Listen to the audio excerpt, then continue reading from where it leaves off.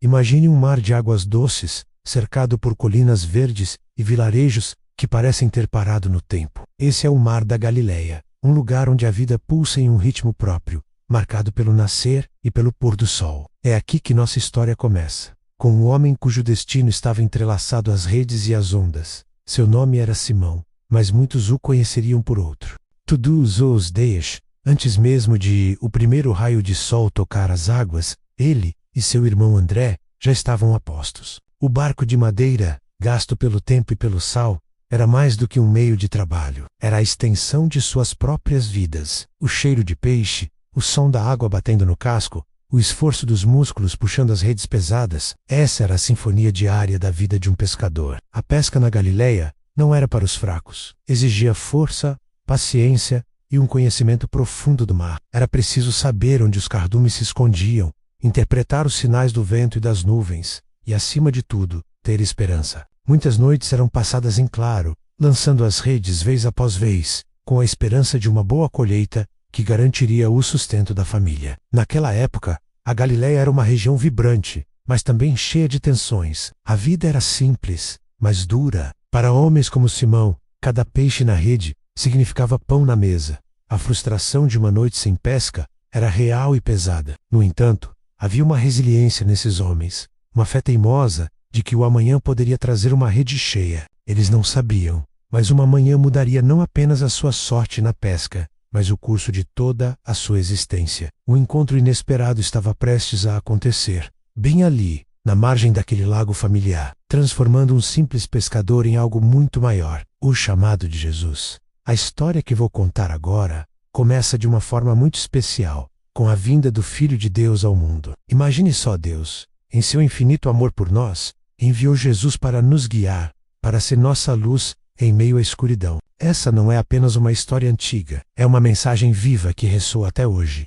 Jesus veio para todos, sem exceção. Ele caminhou entre nós, sentiu o que sentimos e nos mostrou um caminho de amor, perdão e esperança. A missão dele era grandiosa, reconciliar a humanidade com Deus. E para essa missão, ele não agiria sozinho. Ele começaria a formar uma equipe, um grupo de pessoas comuns que se tornariam extraordinárias através do seu chamado. Pessoas como eu e você. Vamos nos transportar para as margens do Mar da Galileia. O sol da manhã brilha sobre as águas, o cheiro de peixe está no ar, e a vida segue seu ritmo normal. Lá, encontramos dois irmãos, Simão, que mais tarde seria chamado de Pedro, e seu irmão André.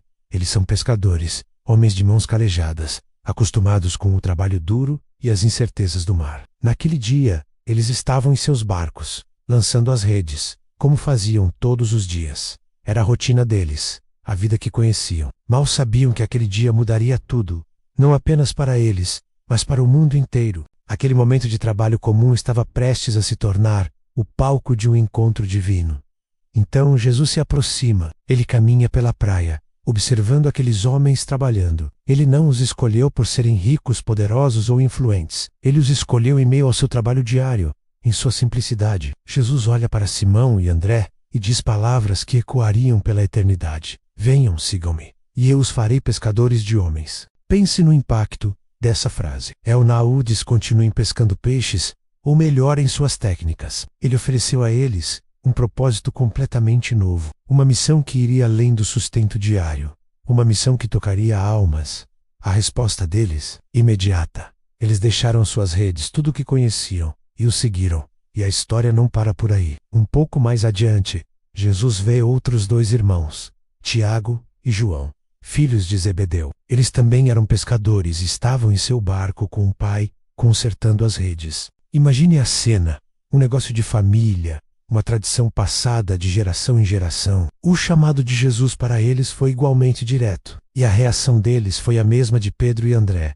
Eles deixaram o barco, o pai, o negócio da família, e seguiram Jesus sem hesitar. Essa atitude de pronta resposta, de deixar para trás a segurança do conhecido para abraçar o desconhecido com fé, é uma das lições mais poderosas desse momento. Eles viram em Jesus algo tão cativante, uma autoridade e um amor tão profundos, que simplesmente não puderam ignorar. Mas por que pescadores? Por que escolher homens de uma profissão tão comum? Talvez porque eles já possuíam as qualidades que Jesus procurava. Pescadores precisam de paciência, precisam esperar o momento certo. Eles precisam de coragem para enfrentar as tempestades. Eles precisam de perseverança, lançando as redes vez após vez, mesmo quando não pescam nada. E o mais importante, eles trabalham em equipe. Jesus viu neles o potencial para uma nova tipo de pescaria, a de trazer pessoas para o reino de Deus. Ele não estava buscando perfeição, mas disponibilidade. Ele não olhou para o que eles eram, mas para o que poderiam se tornar com ele. Esse chamado inicial dos primeiros discípulos marca o início do ministério público de Jesus. A partir daquele momento, eles não seriam mais apenas espectadores, mas participantes ativos na maior história já contada. Eles caminhariam com Jesus, aprenderiam com ele, testemunhariam seus milagres e ouviriam seus ensinamentos em primeira mão. Eles seriam moldados e transformados por cada palavra, cada gesto, cada olhar do Mestre. Eles estavam sendo preparados para levar a mensagem de esperança e salvação a todas as nações. Aquele sim que eles deram na beira do mar foi o primeiro passo de uma jornada que mudaria o curso da história humana. E o que essa história nos diz hoje? Ela nos diz que o chamado de Jesus continua ecoando. Ele não chama apenas pessoas especiais ou qualificadas. Ele nos chama em meio à nossa rotina, em nosso trabalho, em nossas famílias, em nossas vidas comuns. Ele nos olha com o mesmo amor com que olhou para Pedro, André,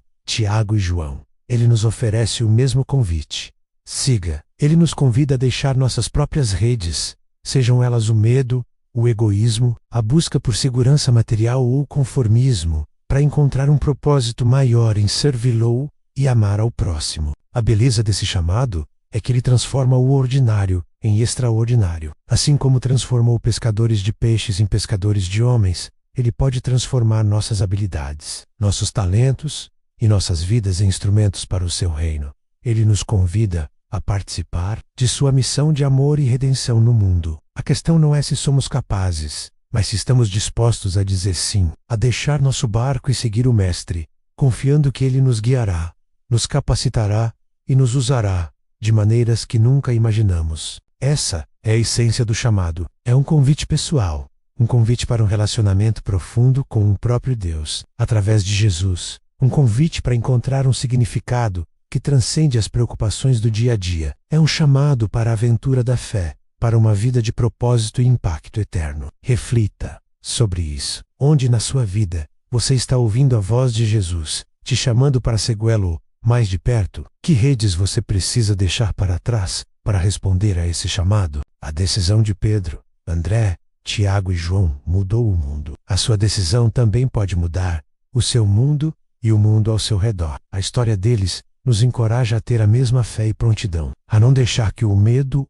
ou a acomodação nos impeçam de seguir aquele que nos oferece vida em abundância. O chamado é claro, o convite está feito. A jornada que começou nas margens da Galileia há 2000 anos continua hoje, e você é convidado a fazer parte dela. Que possamos ter a coragem de largar nossas redes e seguir o maior pescador de todos,